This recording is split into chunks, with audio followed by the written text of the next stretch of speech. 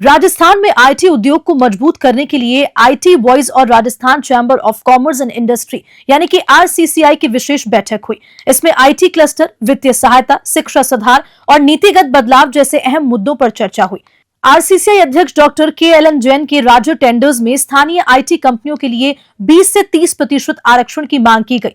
Doctor तरुण top ने cyber और AI lab स्थापित करने का सुझाव भी दिया। चांदनी जग्गा ने डेटा सेंटर और क्लाउड कंपनियों के लिए अनुकूल नीतियां बनाने पर जोर दिया। ललित चौधरी ने आईटी सेवा उद्योगों को वित्तीय सहायता देने की जरूरत बताई, जबकि पंकज गुप्ता ने आईटी क्लस्टर और जमीन आवंटन की मांग की। इस बैठक में निर्णय लिया गया कि ये सुझाव सरकार को भेजे जाएंगे ताकि राजस्थान को आईटी हब के रूप में विकसित किया जा सके। साथ ही न्यूज 21 के CEO अरविंद बत्रा ने अपने वक्तव्य में राजस्थान को आईटी हब बनाने पर जोर दिया। आपको बता दें कि अरविंद बत्रा ग्लोब कम्युनिकेशन के CEO और रोटरी मीन्स बिजनेस के चेयरपर्सन हैं। हमारे साथ में राजस्थान चैम्बर ऑफ कॉमर्स के प्रेसिडेंट KL जैन साहब यहाँ पर मौजूद हैं। सर, आज चैम्बर भवन में आने वाले विधानसभा बजट में आईटी सेक्टर को लेकर सरकार की क्या कुछ योगदान हो सकता है, या फिर सरकार का आईटी सेक्टर में क्या योगदान हो सकता है? क्योंकि राइजिंग राजस्थान में भी हमने देखा जो सबसे ज़्यादा जो सरकार का ध्यान रहा वो कहीं ना कहीं रिन्यूएबल एनर्जी पे ज़्यादा रहा, यानी कि सोलर पे। लेकिन कहीं ना कहीं आईटी सेक्टर हमेशा केंद्र सरकार के बनिस्बत अगर बात करें तो राज्य सरकार में भले किसी भी पार्टी की सरकार वो छूटता हुआ सा, अछूता सा दिखाई देता है। तो आज इस सभा से, इस मीटिंग से राजस्थान सरकार से क्या कहना चाहिए? देखिए, सूचना प्रौद्योगिकी के बढ़ते हुए चलन को ध्यान में रखते हुए राज्य सरकार से ये अपेक्षा की जाती है जो पुरानी आईटी पॉलिसी बनी हुई है उसमें संशोधन करने की आज के हिसाब से आवश्यकता है। आज आर्टिफिशियल इंटेलिजेंस का ज़माना है। लैपटॉप तो हमने बच्चों को दे दिए, लेकिन लैपटॉप के फीचर्स क्या होंगे इसका तो मालूम है नहीं। तो इसलिए वो पॉलिसी, एक नई पॉलिसी आईटी की बनानी चाहिए राज्य सरकार को और इस बजट में अनाउंस करना चाहिए और उसमें इंसेंटिव देना चाहिए उन आईटी सेक्टर को। आईटी सेक्टर को एक तरह से इंडस्ट्री का दर्जा मिलना चाहिए और इंडस्ट्री अगर हम दर्जा देते हैं तो इंडस्ट्री को जो मिलने वाले लाभ हैं वो लाभ उनको प्राप्त होंगे। जैसे ज़मीन है तो ज़मीन उनको सस्ती मिल सकती है, बिजली है, बिजली तो सस्ती मिल सकती है, इन्वेस्टमेंट पर सब्सिडी उनको दी जा सकती है रिप्स के माध्यम से। तो इसको बढ़ावा देने की बात है।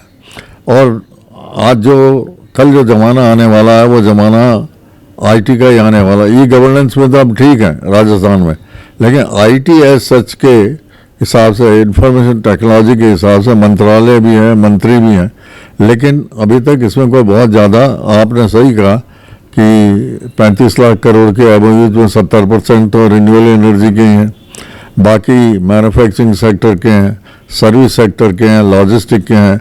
आईटी के कोई बहुत ज़्यादा हुए नहीं, पर इसका कदापि अर्थ नहीं है कि सरकार इसके मामले में सजग नहीं है। आवश्यकता इस बात की है कि सरकार को सुझाने की बात।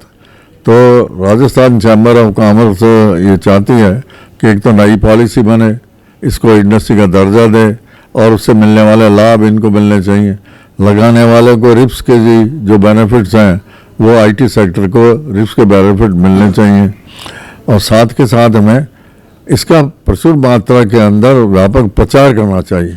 बल्कि मैं तो यहाँ तक कहता हूँ कि पाठ्यक्रम में, जैसे ही आप प्राइमरी उसमें जाते हैं, पाठ्यक्रम में है, लेकिन पाठ्यक्रम में तो लैपटॉप आपने दे दिए, फ़ोन दे दिए, स्मार्टफोन दे दी, लेकिन वो कैसे चलाना चाहिए, उसके सॉफ्टवेयर बनाने की, प्रोग्रामिंग करने की वो आवश्यकता। हार्डवेयर तो हमने दे दिए, लेकिन सॉफ्टवेयर की नॉलेज पास ऑन करना बहुत ज़रूरी है और इसमें आम आदमी तक इसके नॉलेज हो, इस तरह का व्यापक प्रोग्राम अनाउंस करना चाहिए।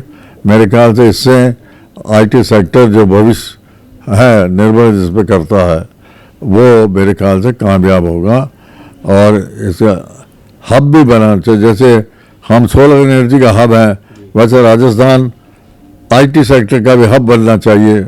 इसके लिए जो कुछ संभव है इंफ्रास्ट्रक्चर डेवलपमेंट है वो करना चाहिए। आने वाले विधानसभा बजट में आईटी सेक्टर को क्या कुछ मिलना चाहिए और आईटी सेक्टर राजस्थान सरकार से क्या चाहता है, उसके लिए राजस्थान चैम्बर ऑफ कॉमर्स में एक मीटिंग का आयोजन रखा गया है, जिसमें चैम्बर ऑफ कॉमर्स के अध्यक्ष KL जैन साहब मौजूद हैं। हमारे साथ इस पूरे प्रोग्राम को सोचने वाले, इस पूरे प्रोग्राम को ऑर्गेनाइज करने वाले तरुण जी हमारे साथ में मौजूद हैं। सर, केएल जैन साहब से भी अभी हमारी थोड़ी देर पहले बात हुई थी। उनका साफ तौर पर कहना है कि जिस प्रकार से पर्यटन को और किसी भी सेक्टर को जब उद्योग का दर्जा मिलता है तो कहीं ना कहीं बहुत सारे रास्ते उस सेक्टर के लिए, उस उद्योग का दर्जा मिलने के बाद में खुलते हैं। जैसे हमने लास्ट ईयर देखा, पर्यटन को जब उद्योग का दर्जा मिला तो कहीं ना कहीं पर्यटन इंडस्ट्री को भी काफ़ी कुछ मिला जो आज से पहले तक उसको नहीं हासिल था। आईफा तक हम कराने वाले हैं।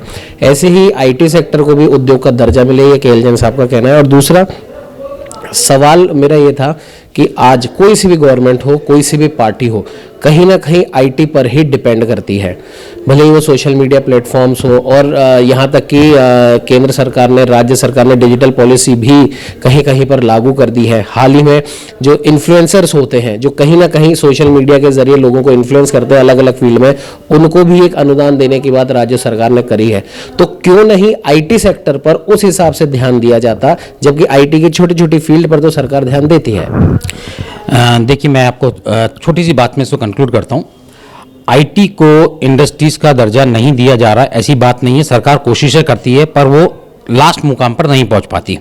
सरकार ने अभी कुछ समय पहले एसटीपीआई के अंदर भी हमारी एक मीटिंग की थी राजस्थान राइजिंग से पहले, उसके अंदर भी मैंने सरकार को कहा था कि यहाँ पे जो है आईटी का जितना बड़ा विकास होता है, जितने आपने एमओयू जैसे सोलर में किए, अगर थोड़ा सा फोकस किया जाता तो शायद हो सकता है कि यहाँ पे भी 2-4-5 लाख करोड़ के आईटी के एमओयू हो सकते थे। क्योंकि राजस्थान एक इतना बड़ा क्षेत्र है जिस क्षेत्र के अंदर, राजस्थान के अंदर आईआईटी, आईआईएम, एनआईटी और इतनी यूनिवर्सिटी है कि यहाँ सबसे ज़्यादा टैलेंट है, बट अपॉर्चुनिटीज़ नहीं है। बाकी सारी इंडस्ट्रीज़ को आप यहाँ पे लेके आने के लिए आपको कई सारी सुविधाएं देनी पड़ेगी, बट आईटी के लिए आपको सिर्फ हमें बिजली की ज़रूरत थी या एक कुछ लैंड की ज़रूरत थी। सरकार अपनी जो रिप्स की पॉलिसी लेके आई या स्टार्टअप की पॉलिसी लेके आई, ये सब अलग अलग पॉलिसी लेकर आई, पर आईटी क्षेत्र के लिए फोकस नहीं कर पा रही सरकार। और ये फोकस नहीं करने का रीज़न क्या है, ये आज तक नहीं समझ पा रहे। Same as it is IT के साथ साथ एक ट्रेड जुड़ा हुआ है जिसको हम कहते हैं कंप्यूटर ट्रेड। आज हमको देख के अफसोस होता है कि एक ऑटो रिक्शा वाला हो गया या ठेले वाला हो गया, इन सब की भी सरकार सुनती है, बट इस ट्रेड के अंदर इतने रोजगार हैं, इतना टैलेंट है, इसके ऊपर सरकार रुझान दे, यहाँ पे कुछ सब्सिडीज दे और यहाँ पे कुछ लैंड्स की आप दे कि यहाँ एक कुछ मार्केट आ जाए, यहाँ मैन्युफैक्चरिंग आ जाए, सॉफ्टवेयर इंडस्ट्रीज आ गए। आज हमें सोच के अफसोस होता है कि मैं आईटी वॉइस को मैं रिप्रेजेंट करता हूँ और मेरा पर्पस है कि हम आईटी वॉइस हैं। हमें ये अफसोस हुआ कि गुड़गांव से कंपनियां ने पलायन किया, बट वो राजस्थान नहीं आई, वो नोएडा गई। ऐसा क्या कारण है कि राजस्थान नोएडा की कंपनी उसको यहाँ नहीं लेके आ पाया? सरकार का थोड़ा सा सुस्तपना या सरकार की कुछ पॉलिसीज हमें यहाँ पे बढ़ने से रोक रही है और यहाँ के लोगों को पलायन करा रही है। ये बहुत विचारणीय है। ये बजट और बजट के बाद में भी ये संवेदनशील मुद्दा है जिसको सोचने की जरूरत है। ये तो वर्षा तरुण जी, उनका साफ तौर पर कहना है कि जो सरकारें अगर आईटी सेक्टर पर पूरी तरीके से ध्यान दे, जिस प्रकार से अगर हम राइजिंग राजस्थान की बात करें तो करीब 65 से 70% जो एमओयूज हुए हैं वो कहीं ना कहीं रिन्यूएबल एनर्जी में हुए और बाकी के जो 30% है वो अलग अलग सेक्टर में हुए। आईटी को राइजिंग राजस्थान से भी ज्यादा कुछ नहीं मिला। और एक विशेष समस्या की ओर तरुण जी ने ध्यान आकर्षित सरकार का करना चाहा है कि जो पलायन राजस्थान से होता है, कहीं ना कहीं न सिर्फ दिल्ली, गुड़गांव, बेंगलोर, पूना, बल्कि विदेशों में भी राजस्थान के जो युवा, जो बच्चे हैं, जो आईटी सेक्टर में अपनी एक महारत रखते हैं, वो इन जगहों पर जाकर उस देश के या उस राज्य के आईटी सेक्टर को बढ़ावा दे रहे हैं। तो क्यों ना उन्हें राजस्थान ही वापस बुला लिया जाए और राजस्थान में ऐसी इंडस्ट्री डेवलप किया जाए कि राजस्थान का जो आईटी सेक्टर का युवा है वो राजस्थान में रहकर, अपने घर में रहकर काम कर सके और अपने राज्य की प्रगति की ओर अपने कदम बढ़ा सके। तो यही कुछ मांगे इस मीटिंग से राजस्थान चैम्बर ऑफ कॉमर्स से आईटी सेक्टर के जो लोग हैं वो राज्य सरकार से कर रहे हैं कि आने वाले विधानसभा में, बजट में और बजट के बाद भी आईटी सेक्टर को इस प्रकार की बुनियादी सुविधाएं दे ताकि यहां पर भी आईटी सेक्टर एक उद्योग की तरह या उद्योग बनकर काम कर पाए। सहयोगी कैमरामैन अजय के साथ उमंग माथुर, न्यूज़ 21।